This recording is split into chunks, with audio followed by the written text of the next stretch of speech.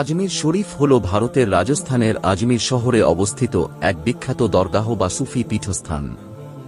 এটি খাজা মঈনুদ্দিন চিশতি দরগাহ, যিনি 12-13 শতাব্দীতে ভারতীয় উপমহাদেশে ইসলামী সুফিবাদ প্রচার করেছিলেন। তাকে গরিব নবাজ অর্থাৎ দরিদ্রদের আশ্রয়দাতা বলা হয়। আজমির শরীফের গুরুত্ব: এটি ভারতীয় উপমহাদেশের অন্যতম শ্রদ্ধেয় সুফি কেন্দ্র। ধর্ম নির্বিশেষে লাখো ভক্ত এখানে মানত করতে আসেন। প্রতি বছর উরস উৎসবে বিপুল সংখ্যক মানুষ সমবেত হন।